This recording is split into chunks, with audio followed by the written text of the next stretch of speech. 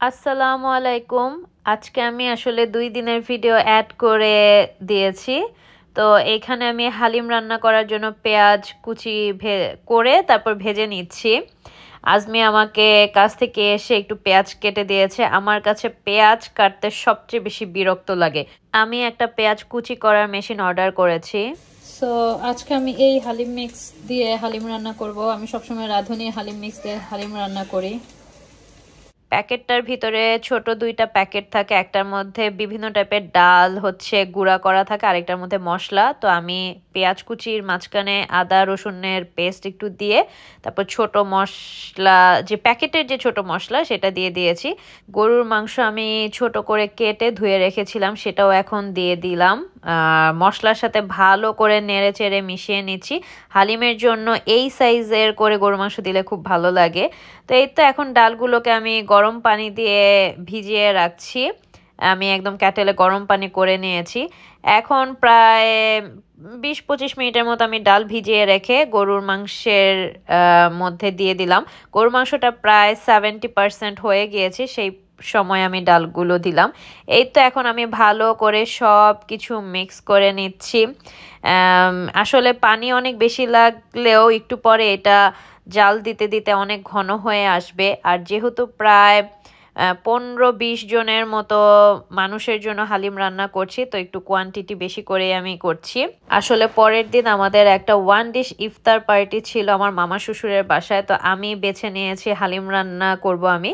তো সেইটার জন্য আমি আগের দিন রাতের বেলা হালিম রান্না করে নিচ্ছি, কারণ পরের দিন আমার যেহেতু কাজ আছে, আমি পরের দিন এটা রান্না করতে পারবো না। তাই আমি এটা রান্না করে একদম ঠান্ডা করে ফ্রিজে রেখে দেব। পরের দিন আবার ভালো করে একদম একটু রান্না করে তারপর গার্নিশ করে নিব বিভিন্ন জিনিস দিয়ে। ঘুম থেকে উঠতে অনেক লেট হয়ে গেছে। সেহরি খেয়ে আসলে শোয়ার পরে বেশি একটা টাইম পাইনি। তো সেহরি খেয়ে শোয়ার পর আমি প্রায় ১ ঘন্টা ফেসবুক চালিয়েছি।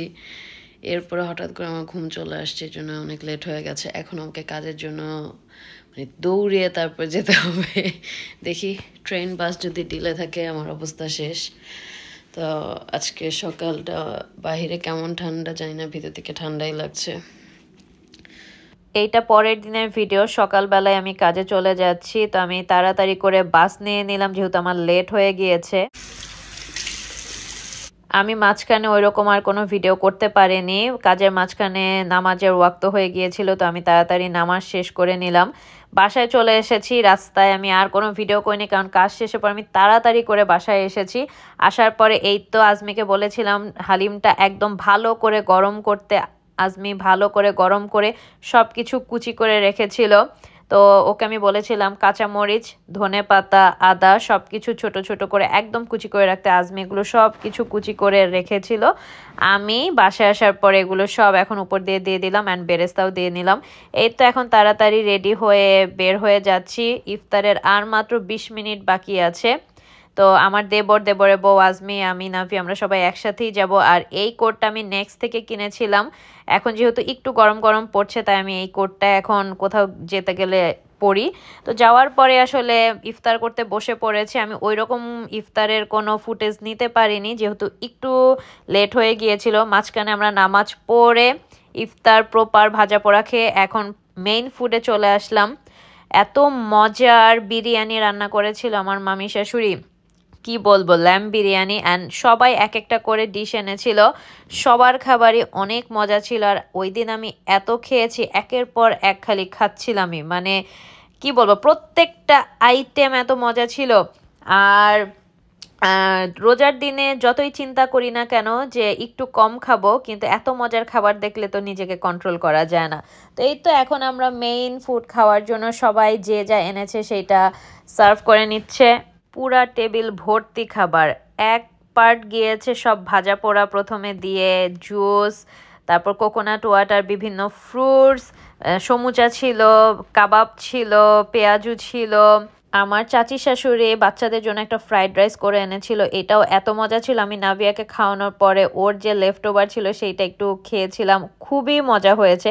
তো এই তো এখন আমি চলে গেলাম আমার প্লেট নিয়ে যে আমি সব খাবো। ও আমার ননদ খুব মজার চিকেন উইংস করেছিল, খুবই মজা। এই তো আমি আমার প্লেট নিয়ে বসে পড়েছি, সাথে আমি আমার হালিমটাও একটু নিয়ে নিয়েছি। এই যে এখানেও আমি আবারও একটু ভাজা পোড়া অ্যাড করে নিয়েছি। আসলে আমি মেন ফুডের পাশে ভাজা পোড়া রাখতেও খুব পছন্দ করি। তো এই তো খাওয়া দাওয়া শেষ করে অনেক আড্ডা দিয়ে এখন বাসায় চলে যাচ্ছি। তো হাঁটতে হাঁটতে আসলে আকাশটা দেখে খুবই ভালো লাগছিল। অল্প পরিমাণ ঝিরিঝিরি বৃষ্টি হচ্ছিল অ্যান্ড আকাশটা এত সুন্দর ছিল। আমি অ্যান্ড আমার যা আসলে বলছিলাম যে সবের কদরের রাত হলেও হতে পারে এত সুন্দর আকাশ। তো বা ছেলেরা সবাই তারাবি পড়তে চলে গেছে, এখন আমরা বাসায় চলে যাচ্ছি। পরের দিন আমার আবারও কাজ আছে। তো এর মাঝখানে এভাবে আসলে সবকিছুতে অ্যাটেন্ড করতে হয়। ইফতার পার্টি থেকে মাত্র বাসায় আসছি আমি পুরো ফুল, আমার একদমই জায়গা নেই, এত পরিমাণ খেলাম, খুব মজা করেছি। আবার 3-4 দিন পরেই আরেকটা পার্টি ইনশাল্লাহ। তো আজকের ভিডিওটা এই পর্যন্তই, দেখা হবে নেক্সট ভিডিওতে। সেই পর্যন্ত ভালো থাকবেন, সুস্থ থাকবেন। আল্লাহ হাফেজ, আসসালামু আলাইকুম। Good night. Allah Hafiz. Good night, dear. Good night, dear.